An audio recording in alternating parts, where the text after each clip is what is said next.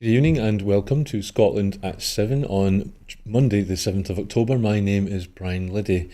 Today is day 957 of the Ukraine update, or day 957 of the Ukraine war.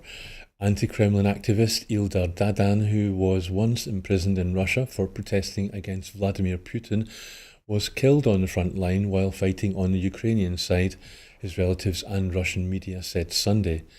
Dadan was the first Russian citizen to be convicted under a 2014 law clamping down on protests in the country. A major oil depot was burning in the Crimean coastal city of Feodosia on Monday morning after a Ukrainian attack overnight in the territory illegally annexed by Russia. A state of technical emergency was introduced in Feodosia due to the fire, Russian-appointed officials said. The Dutch Defence Minister, Ruben Brekelmans, said on a surprise visit to Kyiv on Sunday that his country will invest €400 million in advanced drone development with Ukraine and deliver more F-16s in the coming months. The Netherlands has pledged €10 billion in military support for Ukraine since the beginning of the Russian invasion and spent around €4 billion so far. After Kharkiv, pummeled by Russian glide bombs, Brekelmans said attacking military targets in Russia was the only way to defend the city. The Netherlands has driven international partners to supply Ukraine with F-16 jets and pledged 24 of them. The first batch is already operating in Ukraine airspace, according to the minister, while others will be delivering in the coming months and maybe beginning of next year. The Netherlands has also announced a plan to assemble a Patriot air defence system for Ukraine. While Brekelmans said it had struggled to source some parts, Ukraine was already using one Dutch-supplied Patriot radar, and 3 launchers are going to be delivered very soon. Russian forces attacked Ukraine overnight with 87 Shahed drones and 4 different types of missiles, officials said on Sunday. A 49-year-old man was killed in the Kharkiv region after his car was hit by a drone, said the regional governor Ole Sinabov. A gas pipeline was damaged and a warehouse set alight in the city of Odessa. Ukraine's Air Force said air defences destroyed 56 of the 87 drones and 2 missiles over 14 Ukrainian regions, including the capital Kyiv. Another 25 drones disappeared from radar, presumably as a result of anti-aircraft missile defence. Russia's Ministry of Defence said on Sunday that it had shot down 4 Ukrainian drones over its Kursk, Voronezh and Belgorod regions. And now the latest from Israel and Gaza. At least 41,909 Palestinian people have been killed and 97,303 people have been injured in Gaza since the 7th of October 2023, according to a Gaza Health Ministry statement issued today. The Israel Defense Forces have called on residents of Beit Hanun, Jabalia and Beit Lahia in the northern Gaza Strip to evacuate southwards towards the so-called humanitarian zone of Al-Mawazi, where an estimated 1 million displaced people are sheltering. Up to 300,000 people are estimated to have remained in the heavily destroyed north after earlier Israeli warnings that sent around 1 million people fleeing to the south. Al-Mawazi, which has also been the target of deadly Israeli airstrikes, is severely overcrowded, and aid agencies struggle to provide even the most basic services. Palestinians are being told to evacuate there, even though it is not safe. Hassan Hamad, a 19-year-old Palestinian freelance journalist whose work appeared on Al Jazeera, has been killed in an Israeli strike, the Qatar-based network has reported. Hamad, who lived in northern Gaza's Jabalia refugee camp, is reported to have received threats against him and his family from an Israeli officer via WhatsApp. US Secretary of Defense Lloyd Austin has reaffirmed his unwavering US commitment to Israel's security, a ceasefire in Gaza, and a diplomatic resolution that enables citizens to return safely to their homes on both sides of the Israeli-Lebanon border. In a phone call with his Israeli counterpart Yoav Gallant, in a statement issued by the Pentagon, Austin also noted that the US maintained a significant capability in the region to defend US personnel, support Israel's self-defense, and deter further escalation. The warning against escalation came even as Israel continued to bomb Gaza, where it has killed tens of thousands of people, including thousands of children, in response to the 7th of October Hamas attack, and Lebanon threatened Iran with retaliatory strikes. Israel continued its bombardment of Beirut up overnight, with huge balls of fire and smoke seen rising from Beirut's southern Dahiyeh suburb. A separate Israeli strike earlier Sunday in the town of Qamatieh, southeast of Beirut, killed 6 people, including 3 children, Lebanon's health ministry said, according to the Associated Press. Families of Israeli hostages still held in Gaza, about 100, a third of whom are said to be dead, gathered near Benjamin Netanyahu's Jerusalem residence and stood during a 2-minute siren, replicating a custom from Holocaust Remembrance and Memorial Day. Hamas kidnapped 251 people during the Hamas-led 7th of October 2023 attacks, according to Israel's figures. During a visit to Lebanon, Jordan's foreign minister, Ayman Safadi, has warned that Israeli aggression was pushing the region towards the abyss of full-blown war. At the beginning of the year, Safadi voiced support for South Africa's case against Israel in the International Court of Justice, which accused the state of committing genocide in its war on Gaza. Safadi said Israeli military actions against civilians in Gaza met the legal definition of genocide. First Minister John Swinney expressed his sympathy to the Jewish community as he remembers all those who lost their lives in the Hamas 7th of October attack a year ago. Since the attacks, the Scottish Government has consistently called for the immediate release of all hostages, a ceasefire in Gaza, the urgent provision of humanitarian aid to all who need it, and a two-state solution with sovereign Israeli and Palestinian states. The First Minister said, "The atrocious attacks carried out by the terrorist organisation Hamas on the 7th of October resulted in the worst single loss of Jewish life since the Holocaust. Jewish communities across the world, including here in Scotland, are deeply traumatised by the attacks. As we remember those who died, I express my sympathy to the Jewish community and all those who mourn. I also remember the thousands of innocent people who have been killed in the crisis over the last year. Now, more than ever, an immediate ceasefire is needed in Gaza and the Middle East." As communities across Scotland reflect on the 7th of October terrorist attacks and the subsequent loss of further innocent life that has followed, I pledge the unwavering support of my government to ensure our communities remain united, that all communities are kept safe, and that we live in a Scotland where people of all faiths and none can live in peace. Sir Keir Starmer has attempted to restore peace in his top team after his embattled Chief of Staff, Sue Gray, quit following months of sniping and criticism that she acknowledged had undermined the new Labour government. Sue Gray resigned less than a week before the Labour government was due to mark its first 100 days in office, after becoming embroiled in a political storm at the heart of Downing Street. She will be replaced by Morgan McSweeney, who masterminded Labour's election victory and with whom she is said to have found herself at odds in government. She is understood to have been blindsided by the decision to give him the job and only found out shortly before it was announced. While some senior Labour figures had downplayed the friction between Gray and McSweeney, both of whom are close to the Prime Minister, one Cabinet Minister is reported to have said one or both of them will have to go. It's not going to be Morgan. Sue Gray had been the subject of fierce and relentless briefings which started less than a month after Labour entered office. She had been accused of micromanaging personnel and limiting access to the Prime Minister's official red box of government papers, so she became extraordinarily powerful. Gray, a former senior civil servant who led the official report on the Partygate scandal, will now embark on a new role as the Prime Minister's envoy to the nations and regions.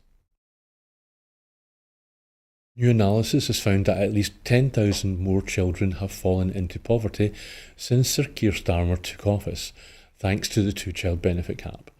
The policy, which was introduced by George Osborne when he was Chancellor, means low-income parents are denied key benefits, including universal credit, for their third and any subsequent children born from April 2017.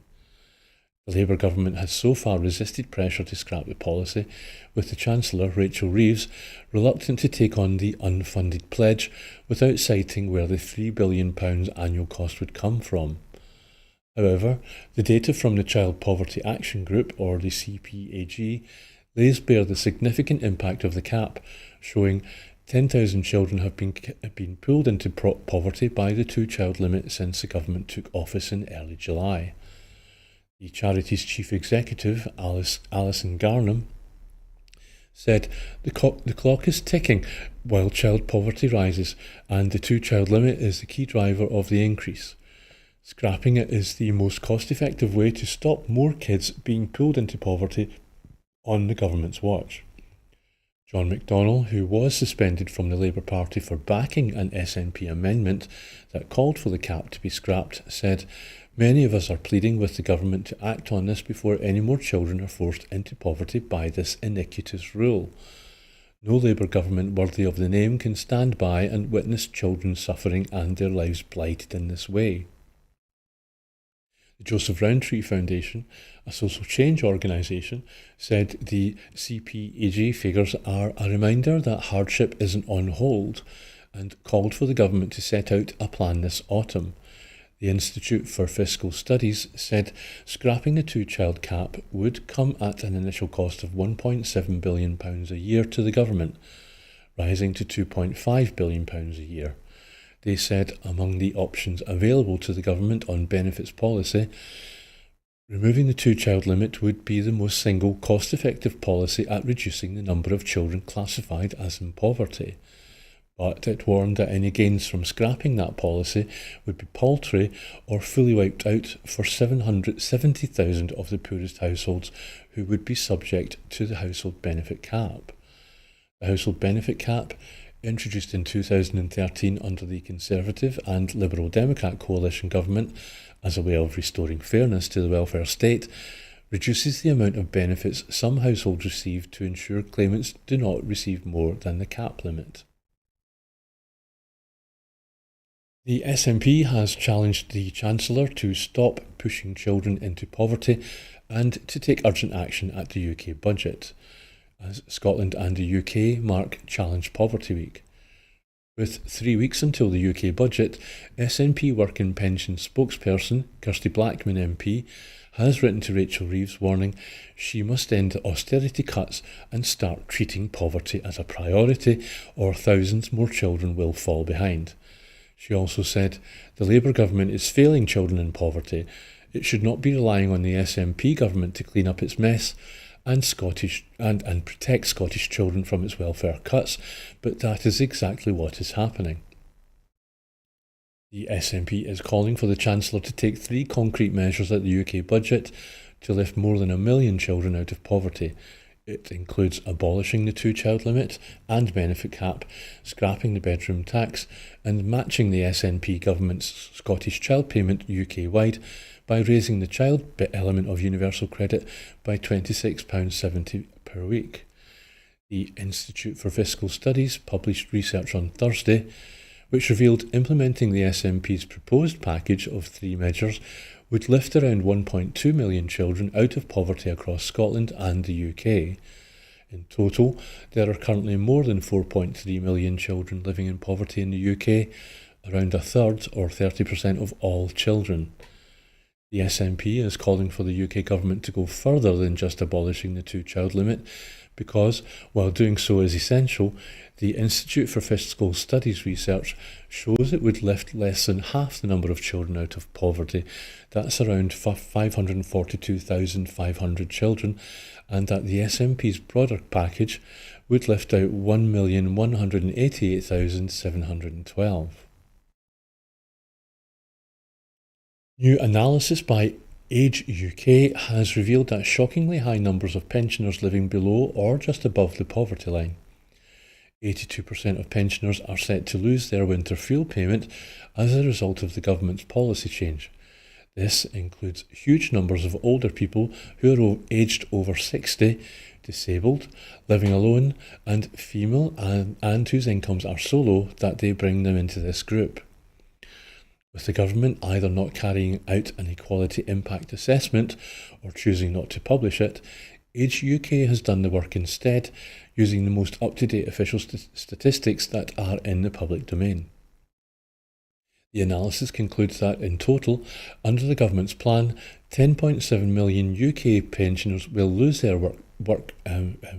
winter fuel payment, of whom almost 1 in 4, 23%, live in poverty or just above the poverty line. Among the more detailed findings, the charity found that 80%, that's equivalent to 800,000 of all UK pensioners aged 80 and over aged over 80 and over, living in poverty or just above the poverty line, will no longer receive their winter fuel payment. They found that 78%, that's equivalent to 1.1 million of UK pensioners with a disability living in poverty or just above the poverty line, will no longer receive their winter fuel payment. And 75%, equivalent to 1 million of the UK pensioners who live alone and live in poverty or just above the poverty line, will no longer receive their winter fuel payment. And finally, 79%, that's 1.4 million of female pensioners in the UK living in poverty or just above the poverty line, will no longer receive their winter fuel payment. Charity's research into the government's policy change looks at its impact by age, sex, living circumstances, disability, and geographical location. Unfortunately, it was not possible to analyse the impact by ethnicity because the sample size was too low. The research also found that there is no region or country in the UK in which fewer than 74% of pensioners living in poverty or just above the poverty line will lose the winter fuel payment. Caroline Abrams, CBE, Chair Director at Age UK, said, "Because the government either did not carry out an equality impact assessment or has chosen not to publish it, we thought it important to do the work ourselves. Our analysis used the most up-to-date data available, and their conclusions are stark. Bluntly, they show that the great majority of pensioners whose incomes take them either below the poverty line or only just above it, about 4 in every 5, will lose their winter fuel payment following the government's policy change." The number of irregular migrants living in the UK and other large European countries has not changed for years, despite hostile political discourse about migrants overwhelming the continent, according to researchers. Migration researchers from 18 of the world's leading universities and research organisations, including the University of Oxford, have released a public database as part of the MIRIM project, which measures irregular migration. They said it is possible to produce completely accurate data due to some people living below the radar for fear of immigration enforcement, but the methodology used is likely to produce more accurate estimates than previous research has done. The researchers found there were between 2.6 and 3.2 million irregular migrants living in 12 European countries, including the UK, between 2016 and 2023, representing less than 1% of the total population of these countries. Overall, the irregular migrant population across the European countries does not appear to have definitively changed since 2008. The estimated number of irregular migrants in the UK, including asylum seekers, trafficking victims and undocumented migrants, is between 594,000 and 745,000, according to the report.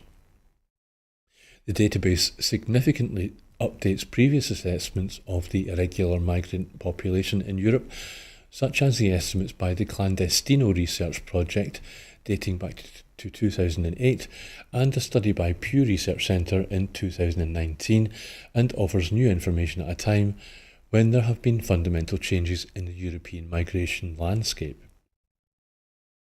Irregular migration has been a key issue in successive elections in the UK and other European countries in recent years, with politicians pledging to clamp down on immigration. This tends to be in response to a belief among many voters that too many migrants are arriving in clandestine means such as dinghies or concealing themselves in the backs of lorries. This new data challenges those perceptions. In 2008, Clandestino estimated the irregular migrant population of 12 European countries at 1.8 million to 3.8 million. The Miram project increases the low estimate by 780,000 and decreases the high estimate by 460,000, creating a clearer picture of the total irregular migrant population in the countries studied. Compared with 2008 estimates, research from Miram indicates that in 3 countries, the new estimates suggest greater numbers, and that's in Austria, Germany and Spain. In 5 countries, the estimated irregular migrant population remained the same, and that would be for Belgium, France, Italy, the UK and the United States. In another 5 countries, it declined, and that was in Finland, Greece, Ireland, the Netherlands and Poland. The report comes as Home Office figures showed a total of 973 migrants in 17 small boats crossed the Channel to the UK on Saturday. The same day 4 people died, making it the busiest day of the year so far. Kamala Harris has embarked on a week-long media blitz, hurtling from TV studios and late-night shows to podcast interviews as she seeks to gain an edge over Donald Trump in the US election's key battleground states that remain nail-bitingly close.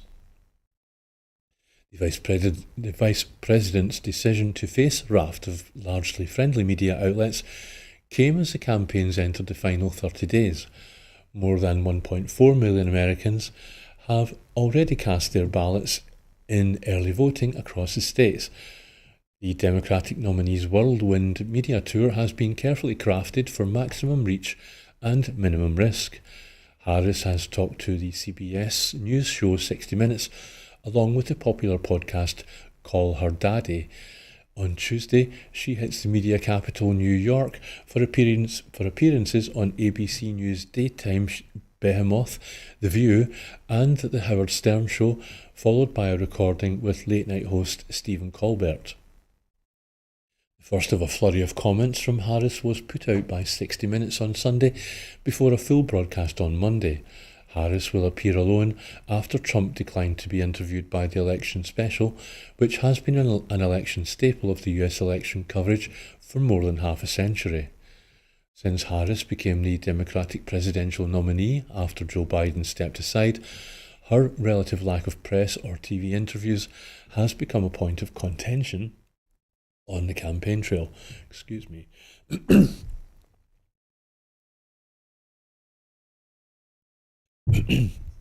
Republican leaders and pundits on Fox News routinely accuse Kamala of being media shy.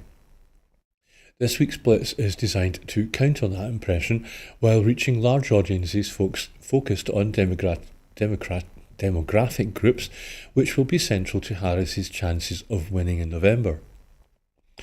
Call Her Daddy is Spotify's most listened to podcast among women, while The View is the number 1 ranked daytime talk show with 2.5 million viewers averaging every day, again heavily weighted towards women.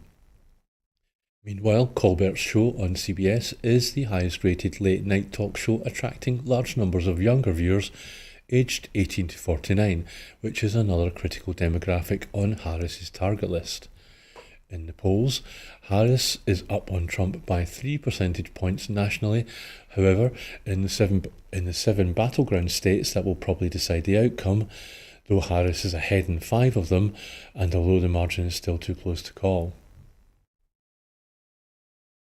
A new £5.5 million initiative is set to establish Scotland's Central Belt as a global leader in sustainable electronics manufacturing and design.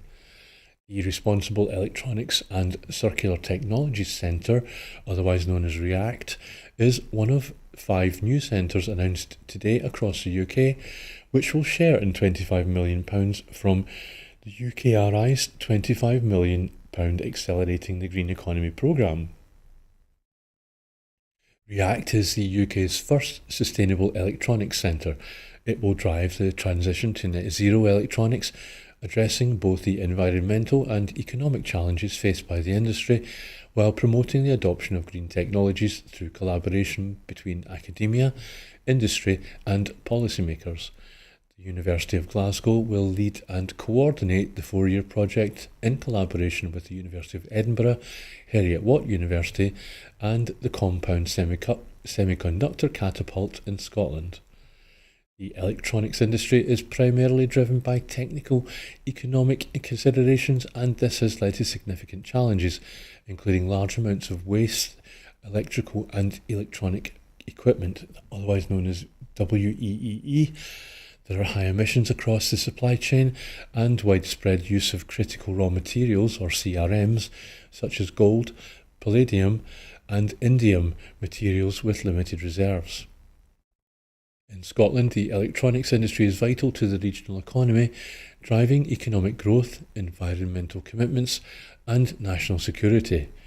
With over 130 companies and 10,300 employees contributing to an annual turnover of £2.8 billion plus, this sector plays a crucial role in fostering productivity and growth.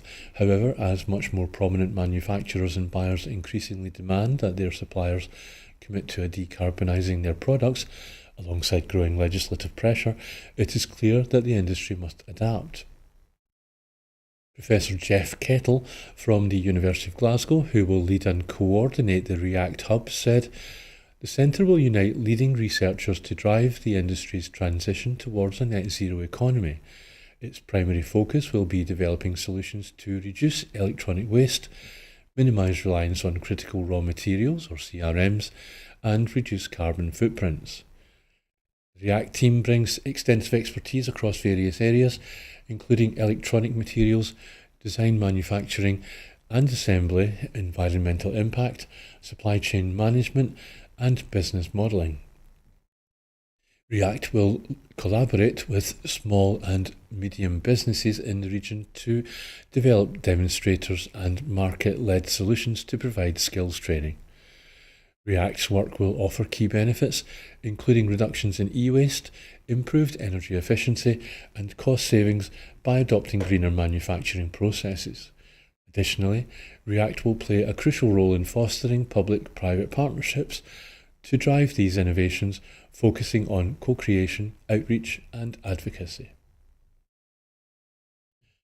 First Minister John Swinney has confirmed that 67 projects will share a total of £14 million in support from the latest round of Marine Fund Scotland. The First Minister made the announcement in Shetland, where this morning he toured Lerwick's daily electronic fish auction and met the Shetland Fishermen's Association before attending the convention of the Highlands and Islands. This year's awards include 7 Shetland-based projects, including support for a new fisher from Scalloway to help secure a vessel to enter the industry, along with grants for blue shell mussels in Bray to enhance its mussel growing process, and to Cook Aquaculture to trial an innovative waterborne feeding system. Other awards to island-based businesses include for Vaughan in Scotland to help establish a net service station for the aquaculture sector at Kyleakin on Skye, initially creating 15 new jobs. This project means nets will now only need to be transported a short distance by boat rather than via an extended road journey to the central belt, reducing CO2 emissions and improving recycling rates for nets, preventing material ending up in landfill or incineration. First Minister John Swinney said, "Our island and coastal communities and the marine industries based here make a huge contribution to Scotland, not just to our economy, but also to our efforts to drive innovation and sustainability." He went on to say, "I'm very pleased, therefore, to be here in Shetlands to confirm these awards to a wide range of projects, all of which have demonstrated that they will help to drive innovation in the marine sector and help sustain coastal communities." Over the last 4 years, Marine Fund Scotland has supported hundreds of pioneering projects that are already contributing to building prosperity whilst at the same time protecting the planet. The First Minister is also visiting Scottish Sea Farms salmon processing facilities before meeting Lerwick Port Authority leadership. Sectors receiving support include sea fisheries, aquaculture, seafood processing, wild fisheries including wild salmon, projects that tackle marine litter and improve recycling, and the wider marine environment. Applicants are assessed against strict eligibility criteria, including alignment with Scotland's Blue Economy vision. Well, that's the end of today's show, but before I go, I just want to remind you that here at Broadcasting Scotland, we depend on the generosity of our supporters. To everyone who has donated and to everyone who has signed up to make a regular monthly payment, we thank you very much. We face costs of over £4,000 every month, but receive only donations around £2,500. We urgently need more regular subscribers, but we need to clear our debts as well. We really are at crisis point and need to increase our donations to be able to pay our bills and survive. Our programmes will always be free to view. However, if you can afford £5 a month, please consider becoming a Broadcasting Scotland supporter, or please donate whatever you can afford. But thank you again from me here in the studio, and we'll see you tomorrow for Broadcasting 7 on Tuesday.